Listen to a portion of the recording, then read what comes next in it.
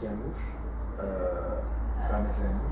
Je suis dessinateur de presse et après je suis exilé à cause de ça. C'est une limitation totale, c'est une censure totale. Vraiment, la liberté de l'expression, ça n'existe plus. C'est la situation actuelle en Europe.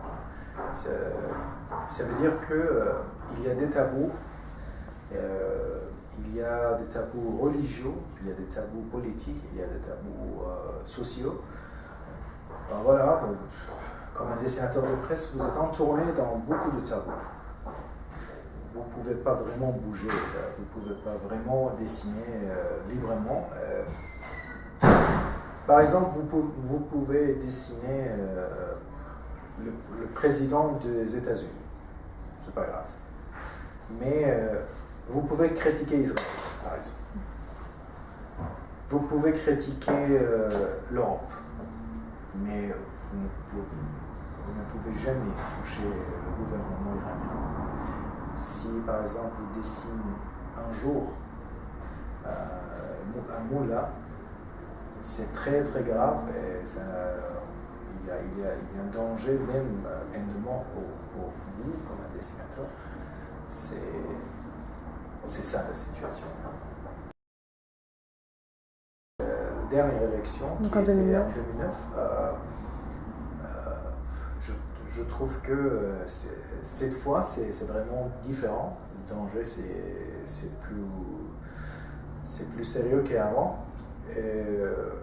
Dans cette période, moi, j'étais surveillé parce que depuis 2003, j'avais une responsabilité comme leader iranien d'une organisation internationale pour le droit de l'homme qui s'appelait Cartoonist Rights Network International. Et c'était aussi dangereux. J'ai publié quelques dessins pour soutenir les gens dans la rue. Ça s'appelait le Mouvement Vert. Et après, j'ai vu qu'ils ont commencé à arrêter mes amis proches, les journalistes, les activistes, blogueurs, tout. Et je préférais quitter le pays.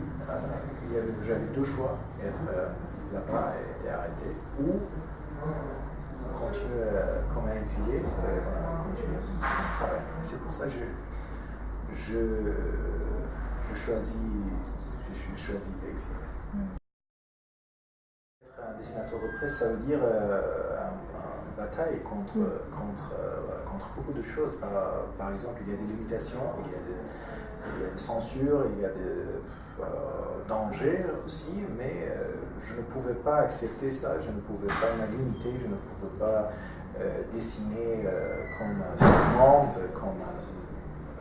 commande, parce que j'ai toujours croyé que le dessinateur de presse, tout d'abord, c'est un auteur.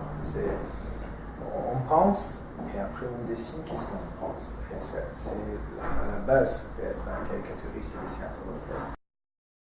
On choisit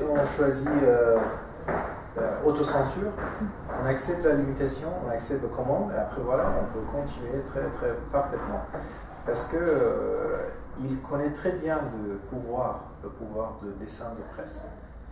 Et, il supporte beaucoup les dessinateurs qui acceptent de travailler avec le gouvernement, qui acceptent les règles de travail.